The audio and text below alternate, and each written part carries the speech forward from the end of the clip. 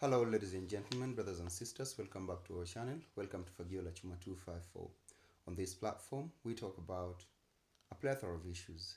We talk about our politics, we discuss our economy and our social. And in the past 2 days, in the past 2 days, we had agreed that we're going to talk more on the economy. Not that we're not going to say anything about the political side of things that are happening right now, but I wanted us to put some emphasis on, our economy, because the biggest problem that Kenya has right now, the biggest problem that you and me have right now is about the economy. We cannot access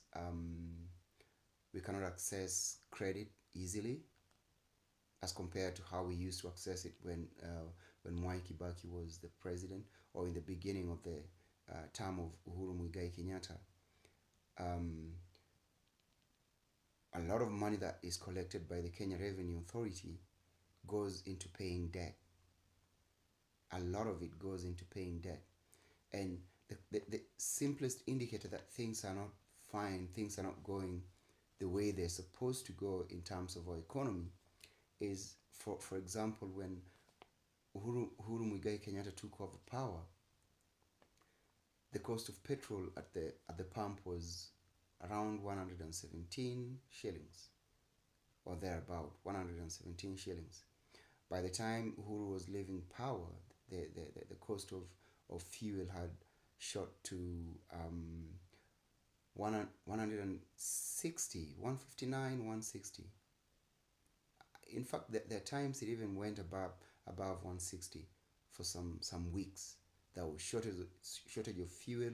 People were lining up at gas stations trying to get fuel. Our fuel prices shot up by close to 35 or 36%. And there's some things that happened because we were experiencing such kind of things because of sometimes the global economy, but most of it was pushed by our situation, because the government needed monies to pay debts. Remember, by 2021, 2022, when Uhuru was about to exit power, close to 70% of our revenue collections were going into paying our national debt. So when I'm talking about talking about the economy, discussing anything to do with our national debt in terms of the economy, sometimes there's going to be some connotation on politics, because so much of our politics determined what our economy became. And I'm talking about this stuff because we've got people who are championing for Uhuru Muigai Kenyatta, people who are championing for Rigathi Gachagua, people who are championing for two-term, those who are talking about working with a broad-based government, championing for William Samoei Ruto. We need to find a solution, and we must find a solution. The big question is, in our quest to find an economic solution that must have political help, do you think Uhuru Muigai Kenyatta, or somebody who is pushed by Uhuru Muigai Kenyatta, can get us to where we want to go? Crossing the river of national debt? At least gaining some freedom on the economic sides of how things are happening in our country? Because I don't think so. I don't think Uhuru Muigai Kenyatta and his cohorts are the answer to what we need for an economic liberation. Neither do I think William Ruto has the answers. Now, When we're talking about this stuff, we talk about them so that we can find solutions. We're going to find ourselves in a situation where we have to choose the lesser devil. Sometimes we might get an angel, somebody who is blameless, somebody who you cannot pinpoint a specific economic sabotage to. You cannot pinpoint a specific political sabotage to that led to our economic collapse, because our economy is just hanging on a string, and we need help. You and me as the people need help. That help is not going to come where you are trying to get it from.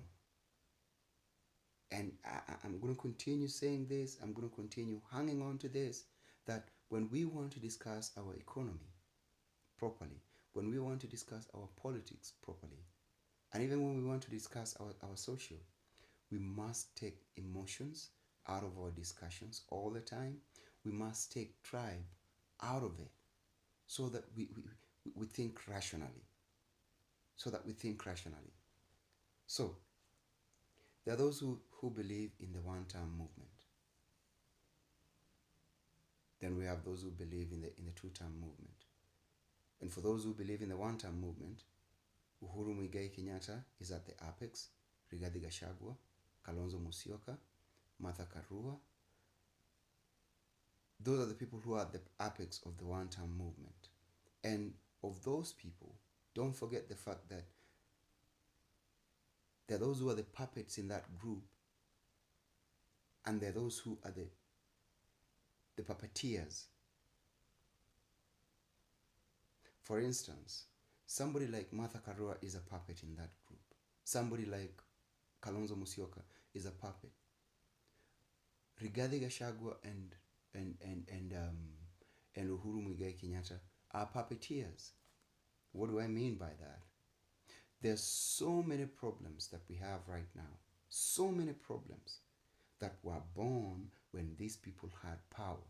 That were born when these people controlled everything. Politically, they controlled everything. Economically, they controlled everything. There are holes that were dug when they were the holders of power.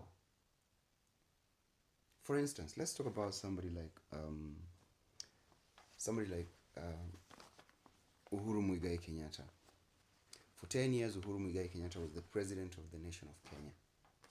And during that period, there were so many corruption scandals.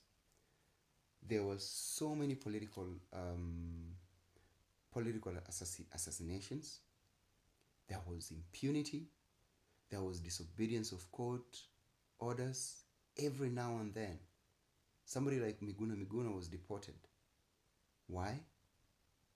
Because the Ministry of Interior and Foreign Affairs were constantly disobeying court orders. So we have some still talking about Uhuru Muigai Kenyatta. The first scandal that broke out was the Eurobond scandal, if you can remember, where Kenya lost billions of shillings. It is said that monies were borrowed from outside Kenya and deposited in offshore accounts. Monies never reached Kenya. They never came to Kenya. But right now, we are paying for monies that never came to Kenya. We have somebody like Anne Waiguru, who is associated with the NYS scandal, if you can remember, carrying monies in bags.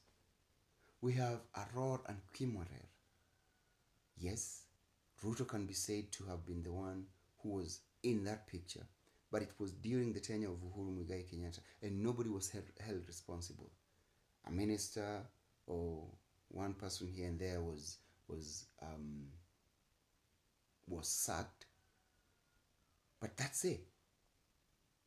Monies that were meant to build dams for irrigation. You go to Galana Kulalu, Remember Galana Kulalu? For irrigation, to make Kenya food sufficient. Where did it get to? Thousands upon thousands of, um, of hectares of land, running to almost millions of hectares of land, were supposed to be irrigated to make Kenya food sufficient. Only 5,000 hectares of land was irrigated, and nothing substantial came out of it. Don't mention SGR. Don't mention SGR. How much was SGR supposed to cost? And we're going to talk about SGR in a separate video. There was constant political killings. Yes, there was constant political killings of people. People being killed extrajudicially, people being found in rivers, people being found in bushes, like the IEBC guy. What was his name? Somebody Shege Msando. These things happened under the watch of Uhuru Muigai Kenyatta. He was the president then. Last but not least, there was the Nairobi Expressway. What exactly happened to Nairobi Expressway?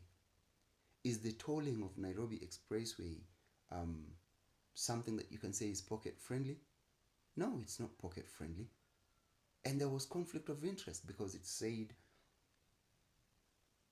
allegedly, Uhuru Muigai Kenyatta is a beneficiary of the proceeds from monies collected from the Nairobi Expressway. So,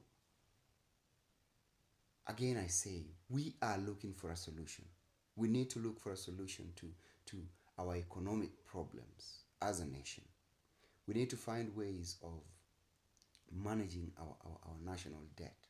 We need to find ways of paying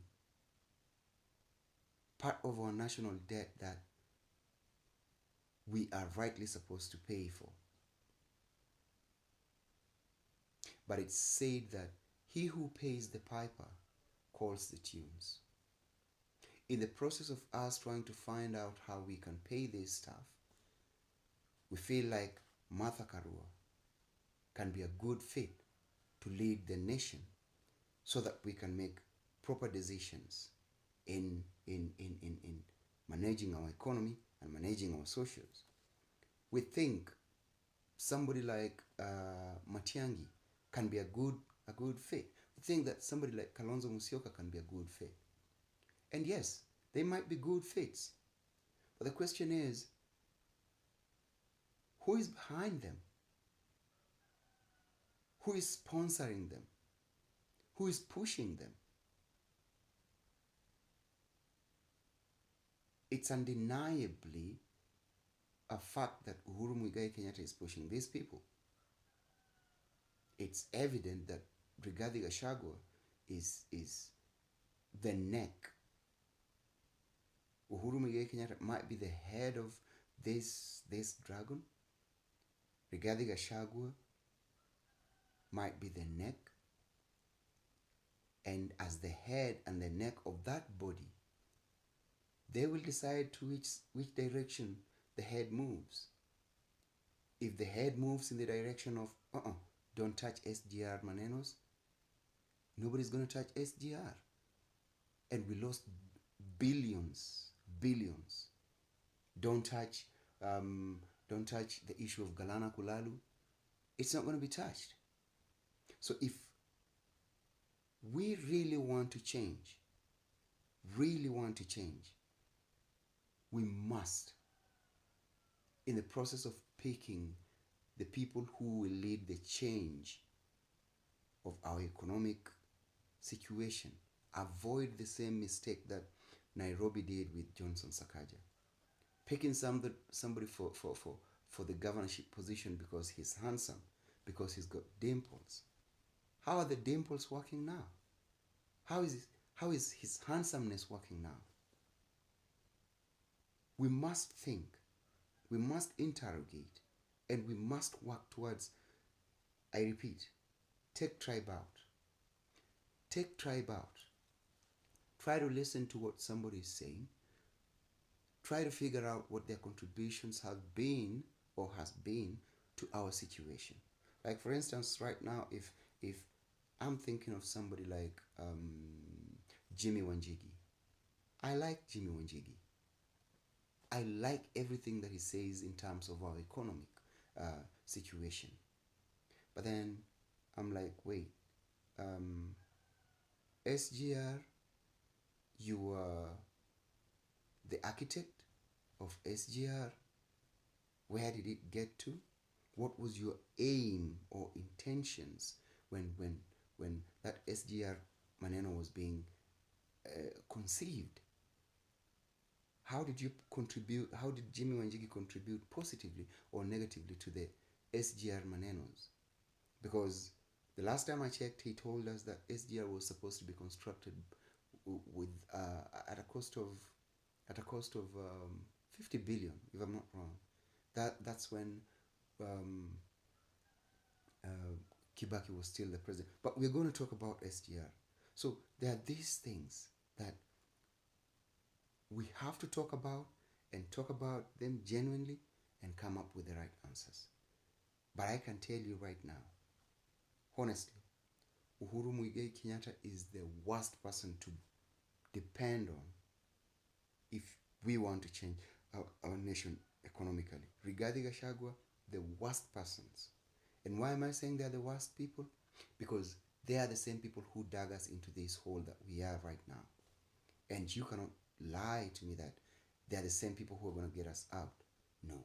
Because when the rubber meets the road, those are the kind of people who are supposed to have handcuffs in their hands because of their economic sabotage, because of their political contributions to the situation that we are right now. I'm sounding like there can never be a solution. No. There is a solution. And that solution must come from the people. Such that if we decide to put a two-horned devil at the apex of the control of our monies, of the control of our politics, we as the people have to be the puppeteers of what will happen in the future. And that will only be achieved if, it's only going to be achieved if we are actively talking about this stuff in an informed manner, so that mtu asikuje kuniambia tap yangu itakuwa inatoa maziwa badala ya maji. Get to know the facts. Every time somebody wants to talk about, oh, Ruto did this, or he's doing this, you're supposed to face that person and ask them, oh yeah, whatever you're saying is right, but what did you do when you had a chance? What did you do about our economy when you had a chance? What did you do about our security when you had a chance? Those questions must be asked and answers must be found. Ladies and gentlemen, we are still going to talk about the one-term group.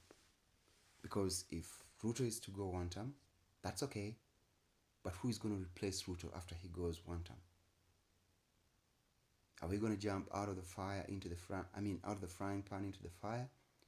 Or will we get some water to quench our thirst rightly?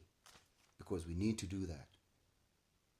Our economy is on its knee. Our economy is bleeding. Right now, the people have to compete on a constant basis with the government to get credit from our banks. And it's our money. It's our money that we collect. But we have to compete with the government because the government looks lucrative whenever it goes to take loans. You cannot access loans easily. The interest rates that are being charged are so exorbitant. Why? Because of political and economic decisions that were made by some people in the past Remember, our past shapes our present, and our present shapes our future. So we who live in the present must change and change rightly. Must change and change honestly for the betterment of our tomorrow. That's my 1 cent on Uhuru Muigai Kenyatta being purported to be a savior, on Rigathi Gachagua being purported to be a savior. Next time, on our economics, we're going to talk about what William Ruto's contribution has been to whatever kind of economy that we have, and if in any case something can change. I don't know what you think about this issue. I don't know what you think. Some of you might agree with what I'm saying, others disagree. If you agree or disagree, go to the comment section and give us your point. Because I honestly, no hard feelings, Uhuru Muigai Kenyatta is not the solution. Anybody who is going to be fronted by Uhuru Muigai Kenyatta or Rigathi Gachagua to help us in the war that we are facing in future cannot be the solution, because they will be controlled by Uhuru Muigai Kenyatta.